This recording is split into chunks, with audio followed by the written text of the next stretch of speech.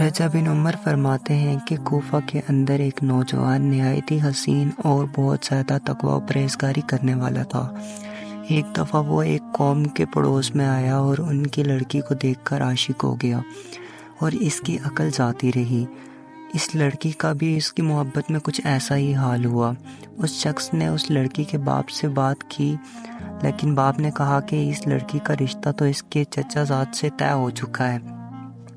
جب لڑکی کو معلوم ہوا تو اس نے قاصد بھیجا اور اس کو پیغام بھیجا کہ میں نے تمہارے عشق اور تمہارے رنج و غم کی باتیں سنی ہیں، میرا بھی کچھ ایسا ہی حال ہے، اگر تم چاہو تو میں تمہارے پاس آ جاؤں یا تمہارے آنے کے اسباب باہم پہنچا دوں۔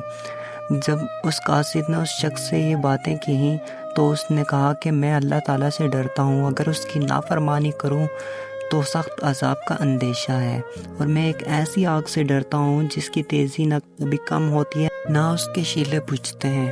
جب قاصد نے واپس جا کر یہ واقعہ لڑکی کو سنایا تو وہ کہنے لگی کہ باوجود اس حسن کے وہ پرہیزگار بھی ہے، خدا کی قسم، خدا کے خوف میں تمام بندوں کو یکساں ہونا چاہیے۔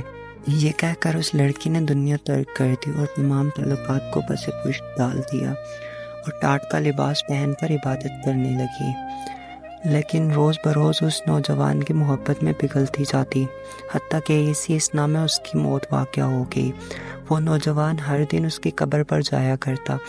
ایک بار اس نوجوان نے اس کو خواب میں دیکھا اور اس سے پوچھا کہ تیرا کیا حال ہوا اور تو نے کیا کیا دیکھا؟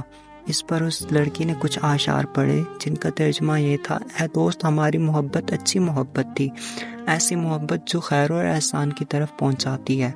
اس نے پھر سے اس سے پوچھا کہ تو کہاں پہنچی؟ اس نے جواب دیا کہ میں جنت خلد میں ہوں اور یہاں ایسی نعمتیں اور عیش ہے جس کو کبھی زوال نہیں، اور یہ ایک ایسا ملک ہے جس کو کبھی فنا نہیں۔ نوجوان نے کہا کہ تو مجھے وہاں یاد رکھ، میں تجھے نہیں بھولتا ہوں۔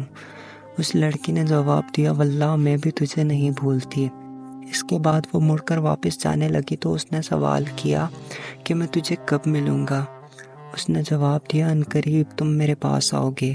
اور اس خواب کے بعد وہ شخص صرف 7 روز تک ہی زندہ رہا۔